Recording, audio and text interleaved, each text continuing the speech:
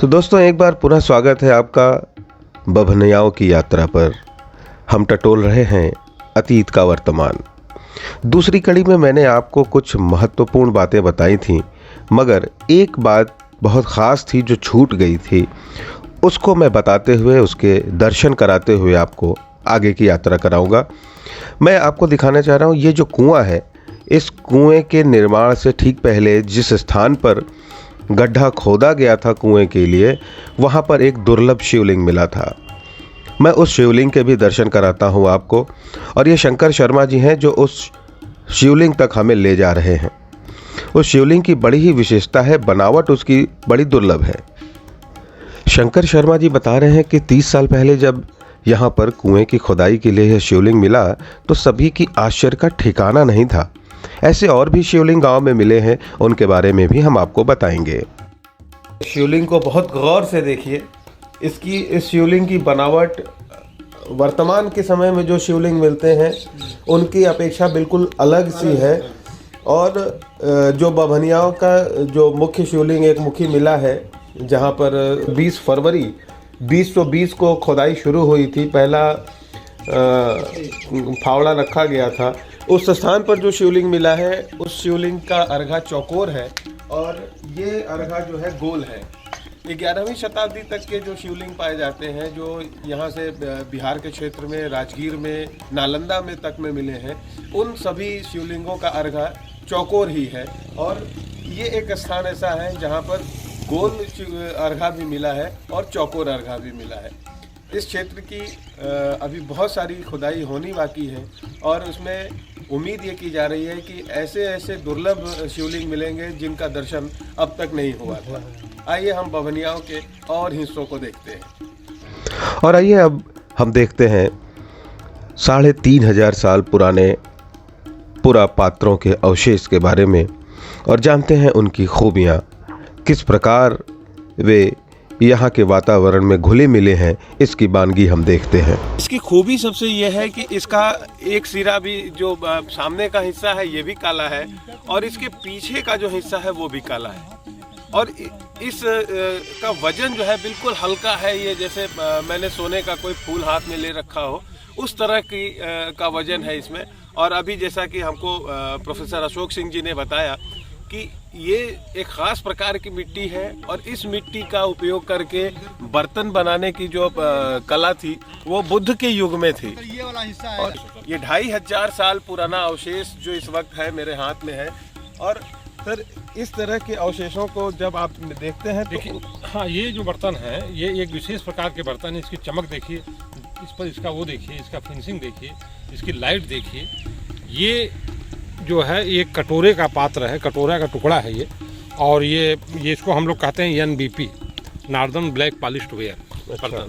और ये अति विशिष्ट प्रकार के बर्तन हैं। ये आम आदमी के बर्तन नहीं हैं, ये राजाओं के या अति विशिष्ट लोगों के द्वारा यूज में लाए जाने वाले बर्तन है। ये कृष्ण लेपित है। इसके दोनों तरफ काला, आप देखेंगे दोनों तरफ काला है।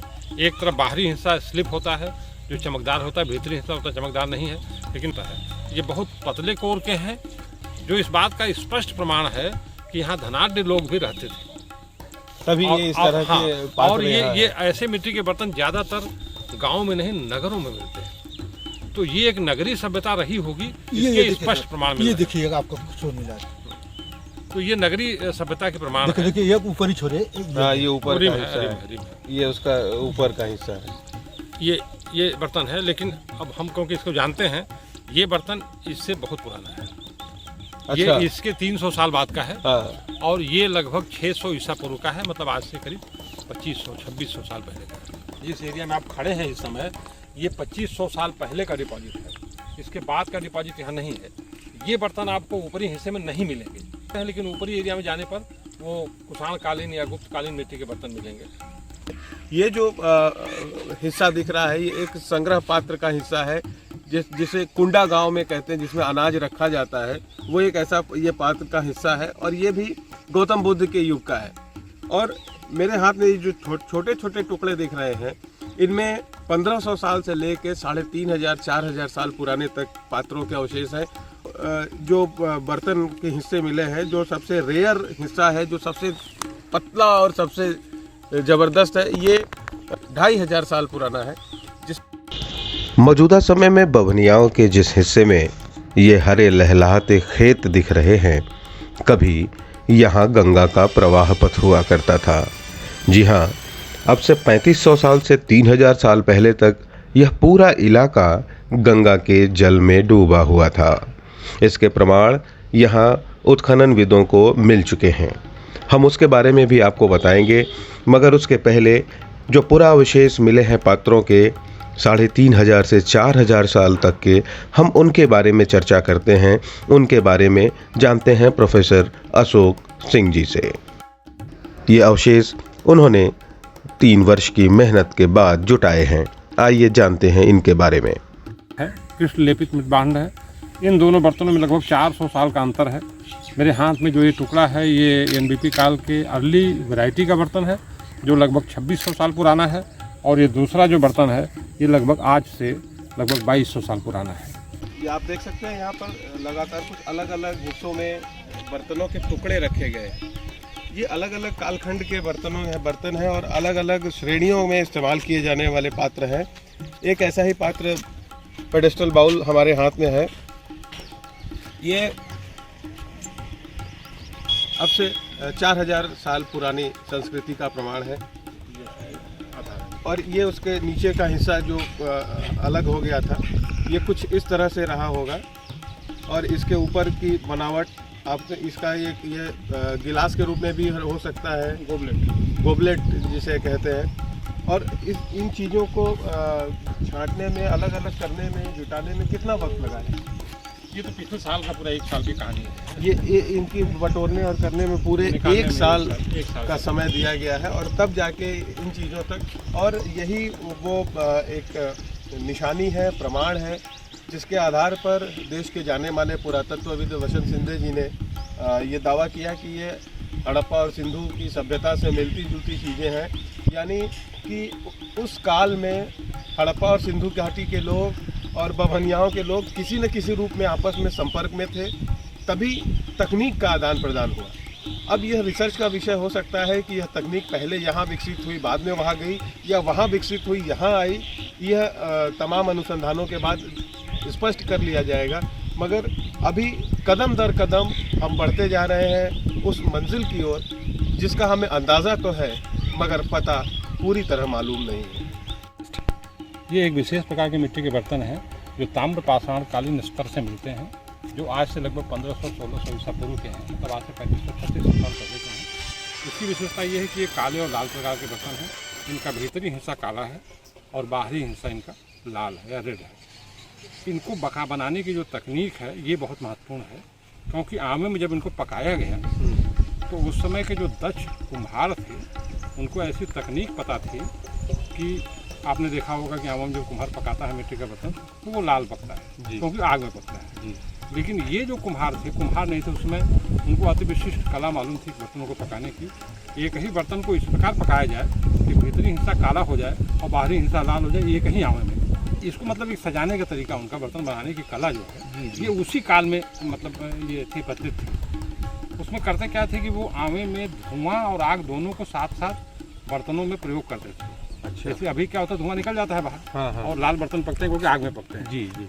वो उस समय उन्होंने तकनीक को ईजाद किया कि धुएं का भी प्रयोग किया जाए बर्तनों में, और उनको एक अलग शैली में दिया जाए, और दोनों को कंट्रोल की फ्लेम इतनी हो कि इसका कोर आधा काला हो जाए, ये हिस्सा काला हो जाए और ये लाल। इतना ही नहीं काला हो, इसका इतना हिस्सा, आधा हिस्सा काला पक जाए और आधा लाल पक जाए अंदर से भी।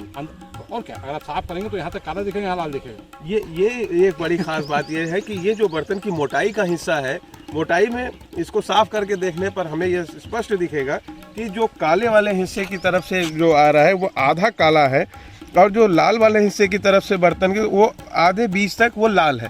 तो ये जो तकनीक थी, वास्तव में ये एक आश्चर्यजनक तकनीक। इन्वर्टेड फायरिंग बोलते हैं इसको। तो क्या अभी हमारे पास ऐसी कोई तकनीक है कि हम बना सकें? ऐसी कोई तकनीक नहीं हमारे पास। ऐसी तकनीक का पता लगाना भी कठिन है, करना भी कठिन है। और ये जो चिकनाई है इसकी चिकनाई जो बनी हुई है, इसके पीछे क्या? एक विशेष प्रकार का लेप है, जिसको स्लिप बोलते हैं। वो पकाने के बाद स्लिप को लगाया। तो ये स्लिप कहाँ से मिला होगा? वो वही बताया आपने, जो आगे चल के मैंने कहा कि पेड़ों का दूध और वो चीज़ें हैं, उससे संबंधित चीज़ें हैं ये, क्योंकि पेड़ों के दूध से और रस से निकाल करके वो बना रहे हैं। तो जैसे इनकी जांच के बाद ये पता चल सकता है कि किस तरह के पेड़ रहे होंगे जिनसे वो दिक्कत क्या है कि जितनी भी जांच हमारी हुई है उसमें इस बात का पता इसलिए नहीं चल पा रहा है कि पेड़ इन्वायरमेंट में इस समय नहीं है। तो मौजूदा हालत में वो पेड़ मौजूद न होने के कारण किस प्रकार उनको लेप बनाते रहे होंगे ये जानना कठिन है।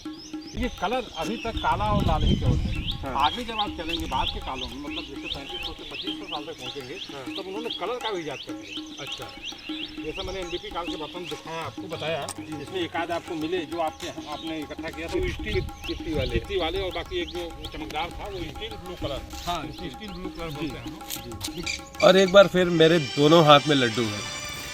आप सोच रहे होंगे ये तो मिट्टी है या बर्तन है, मगर हकीकत में ये लड्डू ही है जो हजारों साल से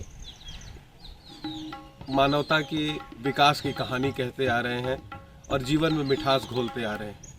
मेरे बाएं हाथ में जो वस्तु आपको दिख रही है ये एक ढक्कन है, इंक पॉट लीड।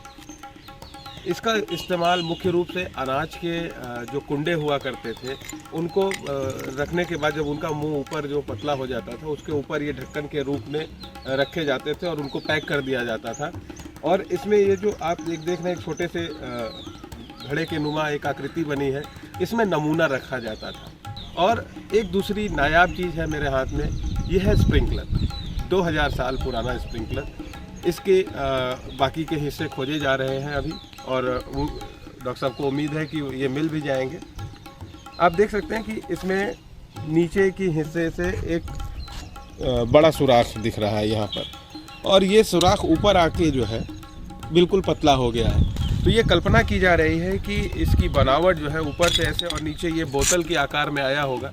और एक उसमें एक पात्र और चीज़ आप सर अब दिखाए थे जिसमें वो लगाते, जिसमें पानी भरने के लिए इस्तेमाल किया जाता था, स्पाउट। तो इसमें एक स्पाउट भी लगा हुआ होता है, वो अभी मैं आपको दिखा रहा हूँ। अभी सर दिखा रहे थे, मैं आपको दिखाता हूँ। ये इस तरीके से ना यहाँ से उसमें द्रव्य भरा जाता था और उसको फिर इस तरह से करने पर झटके से सामने वाले के ऊपर, अब उसमें इत्र भी हो सकता था, गुलाब जल भी हो सकता था, क्या हो सकता था, क्या क्या हो सकता था, ये तो अभी भी शोध का ही विषय है और आगे रहेगा। हाँ, ये जो स्प्रिंकलर है इसका प्रयोग इत्रदान और छिड़कने के लिए तो होता था, लेकिन व्यक्तिगत रूप से नहीं मंदिरों में छिड़काव होता था। अच्छा। ये सिर्फ और सिर्फ इसको जो है इसका प्रयोग देवताओं के पास होता था। ये आम आदमी के छिड़कने के लिए नहीं है, क्योंकि इसके साथ हमें एक और भी बर्तन मिलता है जो जल चढ़ाने वाला पात्र होता था। तो जल चढ़ाने वाला पात्र और स्प्रिंकलर दोनों साथ साथ मिलते हैं, तो इसका प्रयोग जल चढ़ाने वाले पात्र के साथ होता है, इसलिए मंदिरों में ही इसकी व्यवस्था थी। एक तरीके ये इत्र का भी पात्र हो सकता है। और ज़्यादातर मंदिरों में प्रयोग इस तरह का मिलता है।